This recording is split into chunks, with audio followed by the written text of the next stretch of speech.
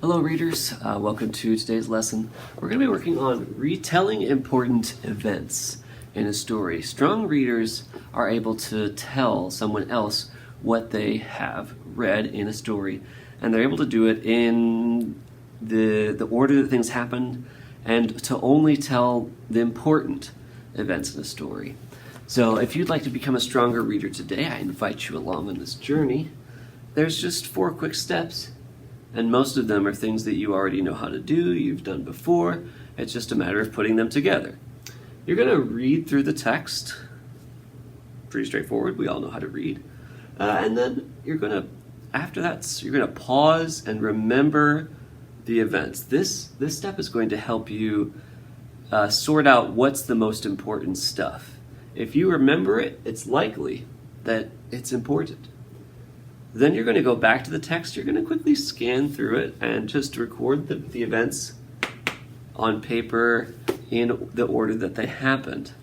The best way to do this is to use transition words to help you. Things like first, second, third, or at the beginning, later, and the end, right? You tell events in order and you use transition words to help. The last step, a lot of you may not be used to, and it shows in your work sometimes. It's to check that your answer makes sense to a reader. You'll read your answer and you will check to make sure it makes sense. So today, my model, I'm going to use The Miraculous Journey of Edward Tulane, and I'm going to be reading chapter 3.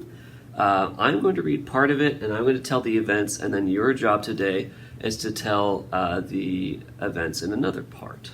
Chapter 3 is I'm talking about chapter 2, the chapter where 2 kind of small things happen in Edward Tulane's life that he considers to be big drama. So, to keep this short, I'm going to assume that we've all read the text that I'm talking about today, and I'm going to move to step 2, pause and remember about the text. So I read the section where Edward was being vacuumed up by the maid. Okay, so I did number 1. I read through a text. Now I'm going to pause and remember what are the events that stick out as most important to me. I'm going to take a couple notes on those just to help me process that, and when I go back and write my summary, write my retelling, I want to make sure I include those. I might include something else too, but I want to make sure I'm including the events that are most important in my memory. So, and these are just notes. I'm taking notes. Later on, my actual work is going to be down here, and I'll write it out in complete sentences. So I remember maid calls him Bunny.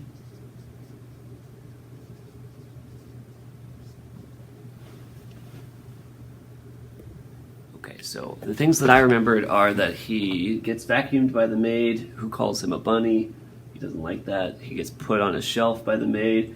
Abilene is like looking for him, and then at the end she finds him, but Edward is annoyed even though Abilene keeps saying that I love you. So I did number 1 on my own, and now I've done number 2. I paused and remembered, and as I pause and remember, it's a good idea for me to write a couple of notes.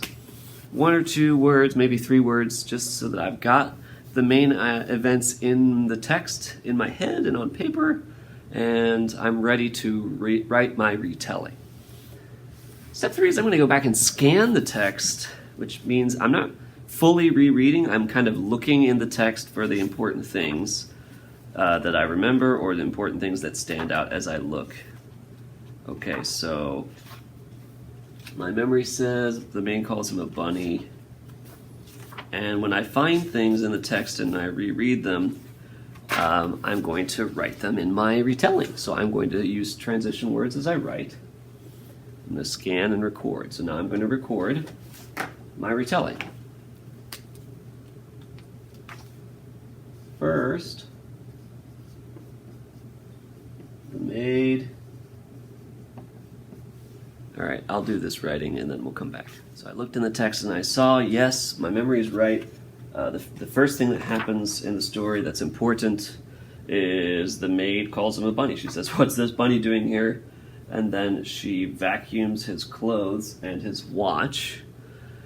Okay, and I'm continuing to scan, and it says, yep, she shoves him on the shelf, and Abilene can't find him. So I'm going to write that, and I'm going to write a transition word.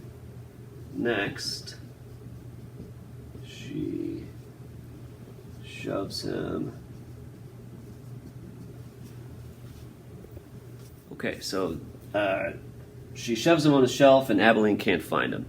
So then, finally, I need to keep scanning the text. I'm noticing Abilene, I didn't write this in my notes. Abilene finds him and tells him she loves him. But Edward doesn't love her back. He's just feeling annoyed about his pocket watch. So even though it's not in my notes and I didn't remember that, that seems pretty important. So as I scan things, I'm going to catch things that are important that I might not have remembered, and I'm going to try to include them in my retelling. So I'll write that, and then we'll come back. All right, my last step is to check my work that it makes sense. I've made a couple of mistakes that I want you to try to catch in my reading, or in my writing here. There are some things about this that are hard to read by itself. Your reader should be able to understand what you have written without looking at the question, right? This is a version of restate, answer, and prove. You're proving what you know from the text by taking things out of the text and restating them, but your answer needs to make sense on its own. So listen as I read and see if you can figure out what are some pieces of information that are missing here. First, she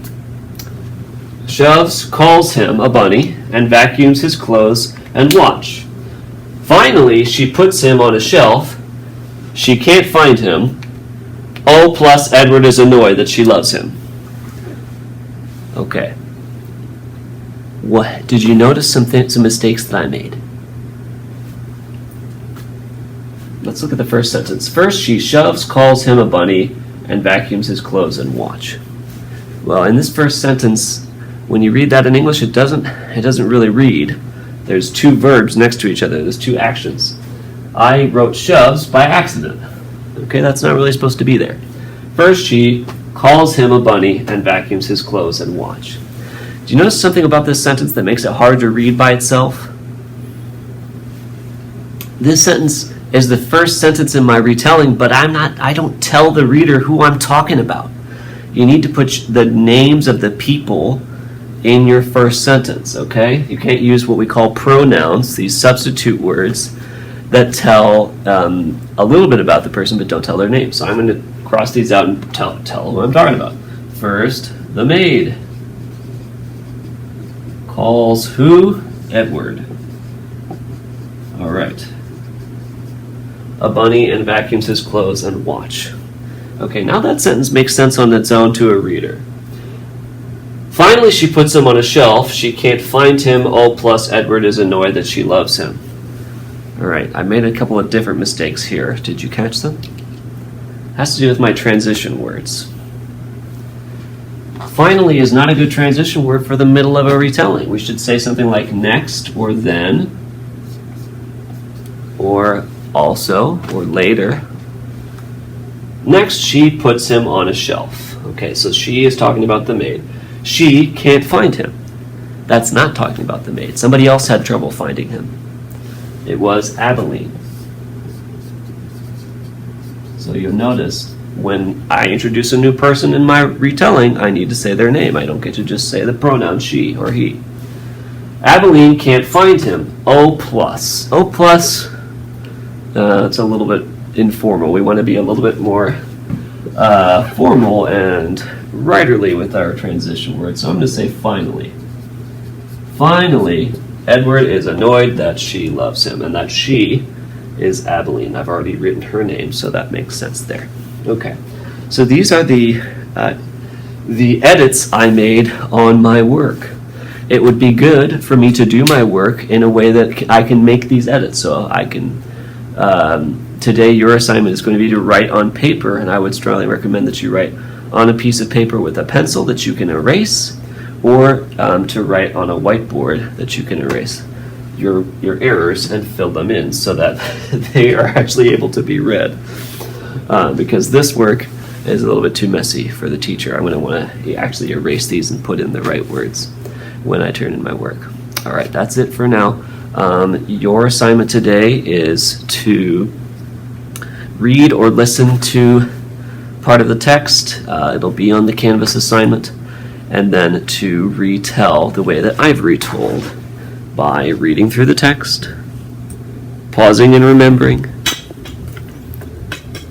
scanning and recording, and then checking your work for sense. All right, that's all for today.